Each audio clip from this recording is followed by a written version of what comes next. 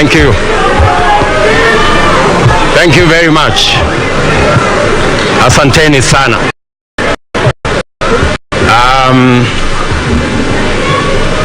Your Excellencies, Ambassadors and High Commissioners present, Your Lordships, the Bishops, and members of the clergy in the Republic of Kenya, my good Deputy, Rigathi Gachagua, distinguished members of the Independent Electoral and Boundaries Commission, led by Chairman Wafula Chebukati, fellow countrymen and women, good evening. It is a wonderful evening, and I want to thank God that we are here this evening to witness this momentous occasion as the people of Kenya restate what is in Article 1 of the Constitution of Kenya, that all sovereign power belong to the people.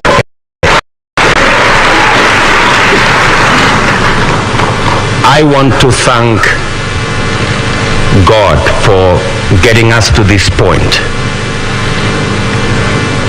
I want to thank God that today we have concluded this election. I know that there were predictions that I won't get to the ballot. There were predictions that we won't get here.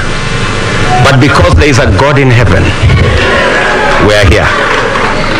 And I want to, in a very special way, say and confess that without God, we wouldn't have been here.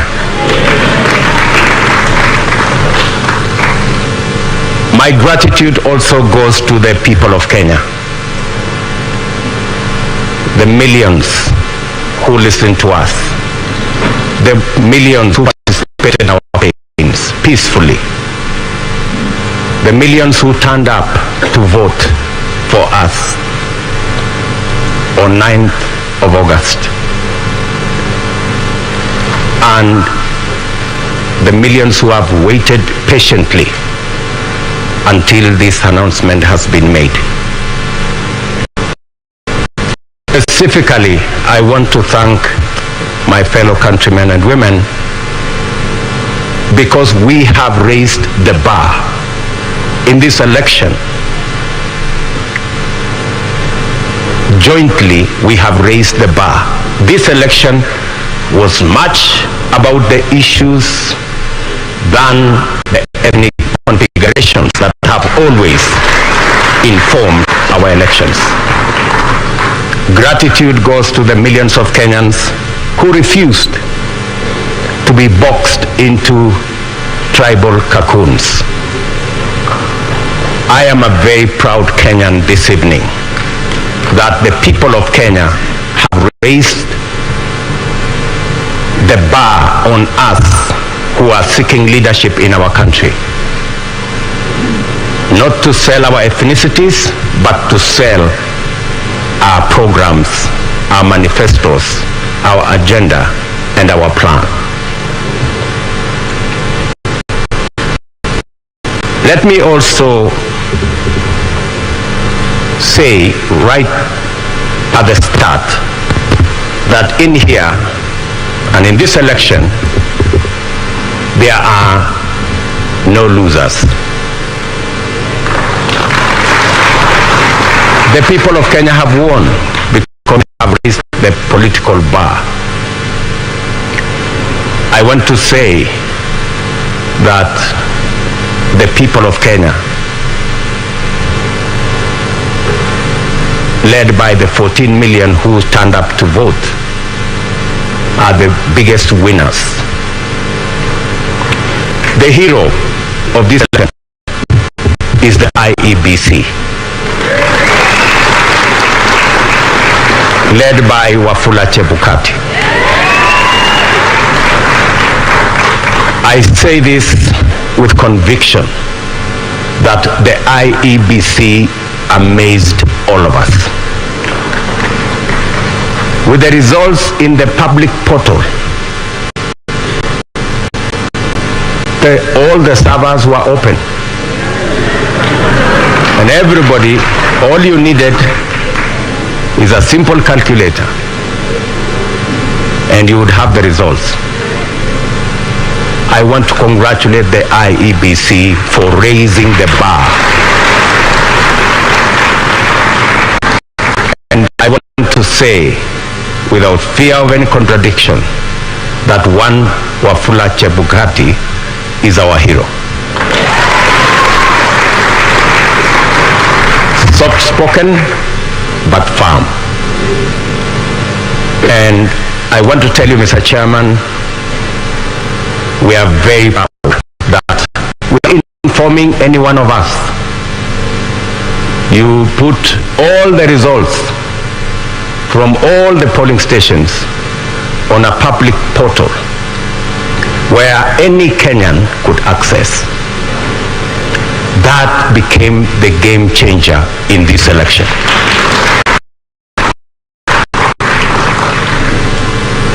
Let me also, at this point in time, thank our partners, the religious leaders who were part of this process right from the beginning. For the first time, we saw religious spend time at this Darling Center and prayed for this process.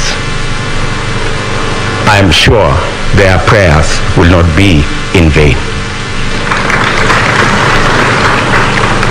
I also want to thank our development partners, our diplomatic community, and all the observers who came in their thousands to be part and parcel of the process right from almost 2 weeks ago to its conclusion in this auditorium. To all of them, the people of Kenya are eternally grateful that you took your time, valuable time, to watch over this process so that the right thing can happen. I want to thank my worthy competitor, the Honorable Raila Odinga, for a campaign that we all dwelled on issues and we tried to sell an agenda to the people of Kenya. I want to promise that I will work with all elected leaders and all leaders in Kenya so that we can fashion a country that leaves nobody behind. What the people of Kenya have done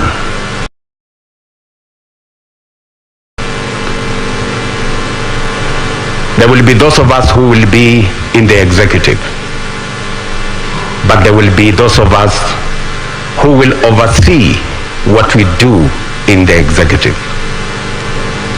Both responsibilities in government and in the opposition are important for the people of Kenya.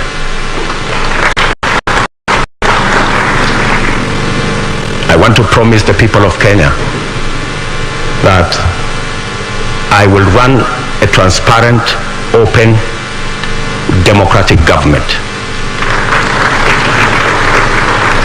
And I will work with the opposition to the extent that they provide oversight over my administration.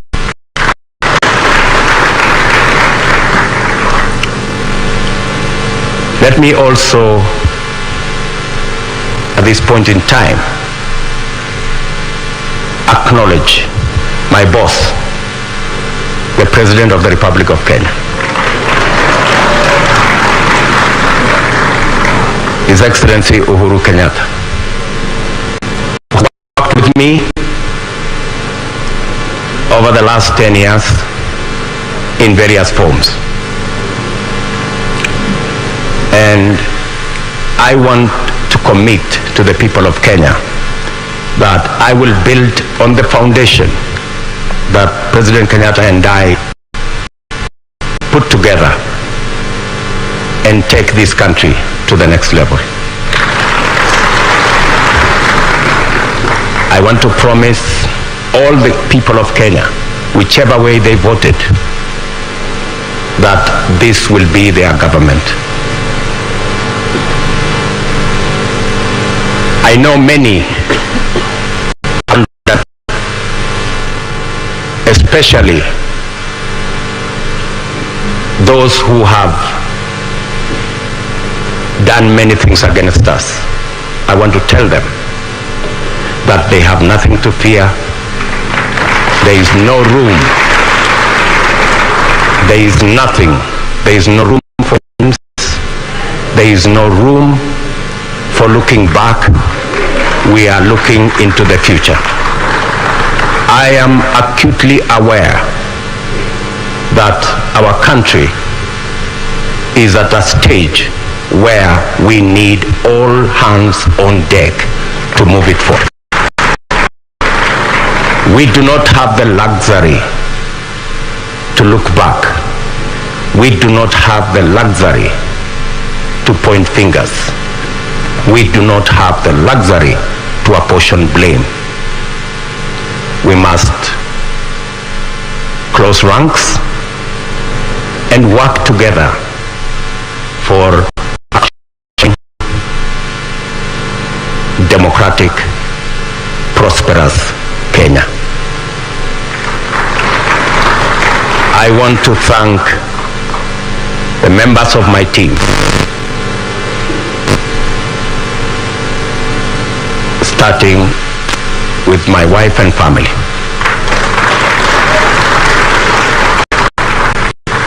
And many other prayer warriors in Kenya. And I want to confess that I have been prayed into victory. It is not our effort.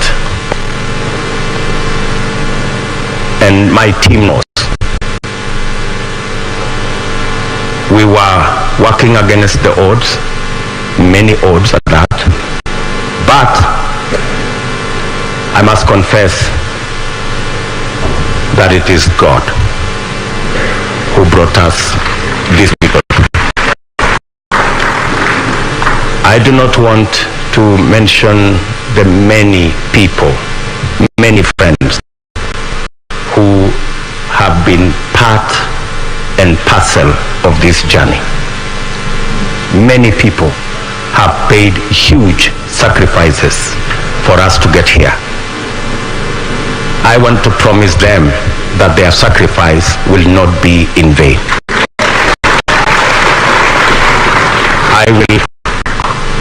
I and my team and I will work very hard to make sure that we don't let the sacrifices made by many Kenyans, we don't let them down. I am very confident that this country will come together and we can move forward as one united, democratic, and prosperous country. I want to ask our religious leaders from across Kenya to pray for us and to pray for the unity and prosperity of our country.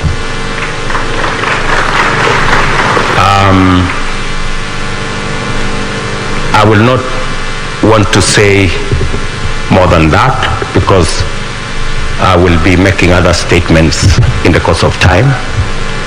But let me say to all of you, thank you very much for being here this evening to witness this very historic, democratic occasion that moves our country to the next level. And let me thank my very able deputy,